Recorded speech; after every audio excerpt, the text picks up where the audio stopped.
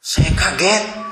Nomor 3, itu tamu-tamu yang nginep di rumah. Kalau kita tinggal lama, anak-anak dengan om, tante, kakak sepupu, siapa saja, ngeri. Nomor 4, dengan guru-guru les. Dan ini riset saya tentang masa lalu, ketika anak itu mulai bertumbuh. Jadi kalau saudara melayani orang tentang itu, tanya kapan pertama kali kamu tahu hal itu.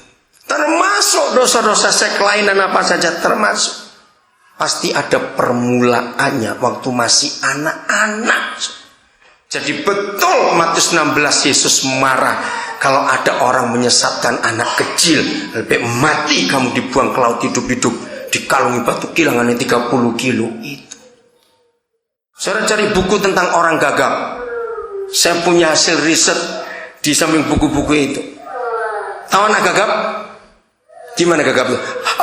Ngomongnya berat. Saudara, gagap itu nggak ada kelainan sama sekali. Dari pita suara, saraf bicara, nggak ada. Ibu nggak apa-apa biar di situ nangis, nggak apa-apa, anak kecil kok, nggak apa-apa biarin.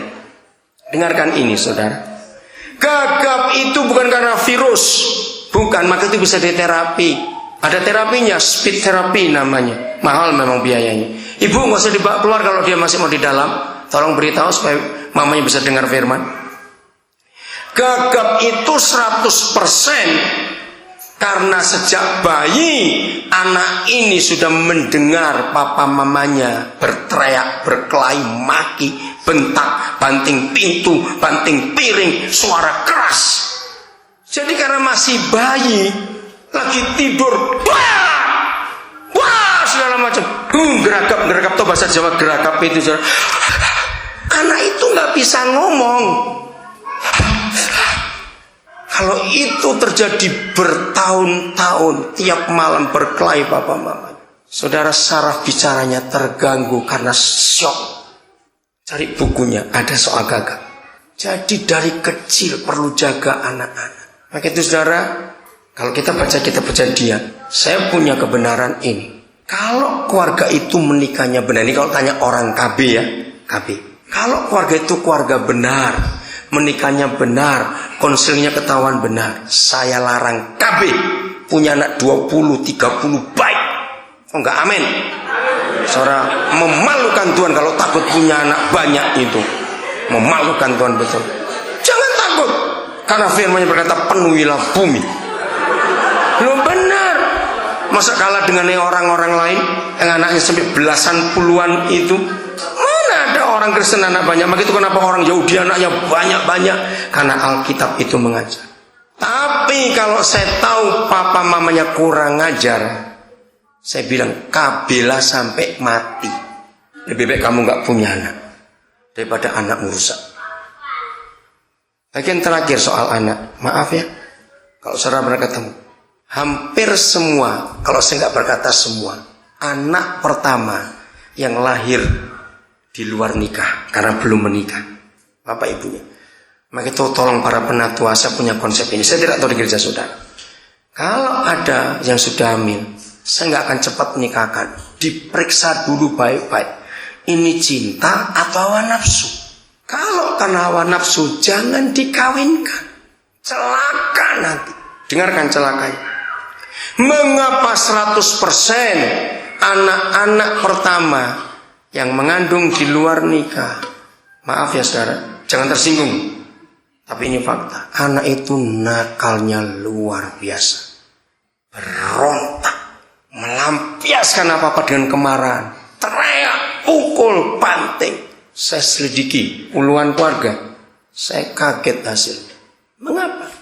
Anak itu belum siap dilahirkan, sebab papa mamanya belum siap jadi papa mama. Saudara bisa bayangkan, enggak cinta tinggal serumah 24 jam sehari. Dan biasanya yang mengandung di luar nikah itu masih anak-anak remaja. Ketika teman-temannya telepon, wah kami lagi piknik dengan teman-teman di sini di situ, ini sakit hati. Aku jaga anak ini. Teman-temannya cerita, oh karir kami menanjak. Di perusahaan ini yang kami dapat hadiah keluar negeri. Karena kami dapat bonus, dapat semuanya. Itu membuat sakit hati.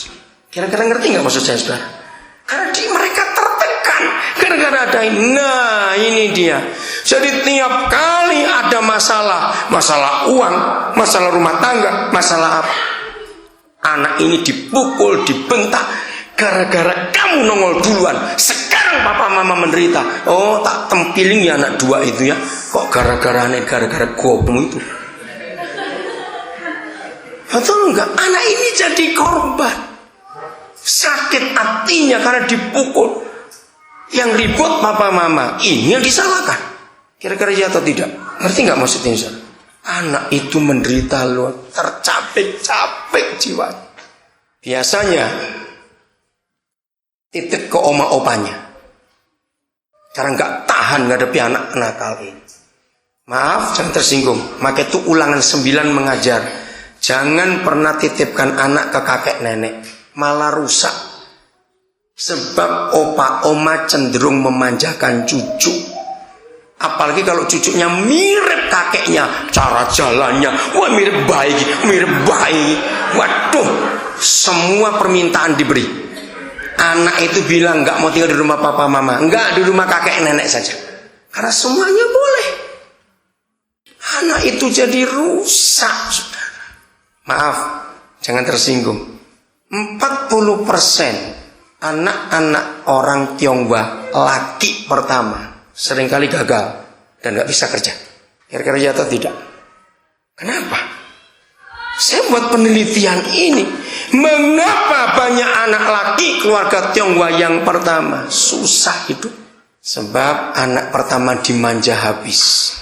Dimanja juga salah.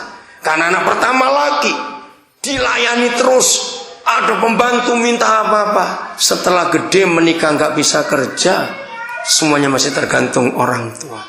Jadi dikeras salah, dimanja juga salah. Baca satu ayat penting, 1 Raja-Raja 1 ayat 6 ya, lihat. Dari keluarga orang di Urapi namanya Daud, punya anak namanya Adonia. Rusak anak itu. Udah dapat ya? 1 Raja-Raja 1 ayat 6, saudara baca sendiri saja. Oke? Kenapa Adonia rusak? Karena dia anak pertama, laki-laki, cakep lagi. Papanya nggak pernah negur. Kenapa kamu buat begitu? Nah, itu dia. Oke? Sekarang bagian terakhir, Markus pasal 1. Cepatnya Markus pasal 1. Inilah pemulihan itu, saudara. Markus 1 mulai ayat 1 dan 2. Ya. Inilah permulaan Injil tentang siapa? Yesus Kristus anak Tuhan itu. Jelas ini permulaan Injil tentang Yesus Kristus. Ayat 2, seperti ada tertulis dalam kitab Nabi Yesaya, lihatlah aku menyuruh utusanku mendahului engkau, ia akan mempersiapkan jalan bagimu. Seterusnya saya nggak baca dulu. Ini suara siapa? Ayo, ayat 2 itu bicara tentang siapa? Siapa yang kuat? Yohanes Pembaptis. Nah, itu mbak saya bingung. Bersama Ibu Esther Caroline, saya pernah dengar nama itu, seorang ahli inner healing. Tahun 77 kami di Surabaya sama-sama pelayanan berbulan-bulan. Saya ketemu ayat ini, lalu saya diskusi dengan Ibu Esther sambil dia Ci, coba lihat ayat ini. Dia juga kaget.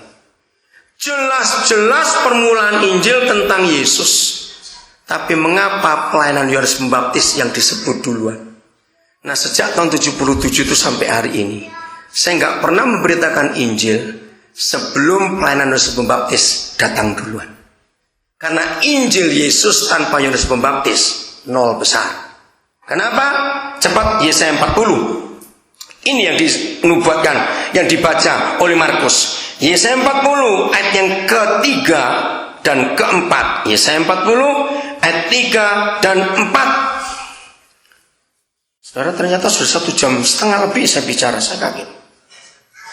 Yesaya 40 ayat 4, ayat 3 dan 4. Ada suara yang berseru-seru, dipersiapkanlah di padang gurun jalan untuk Yahweh, luruskanlah di padang belantara jalan raya bagi Tuhan kita. 1, setiap lembah harus ditutup.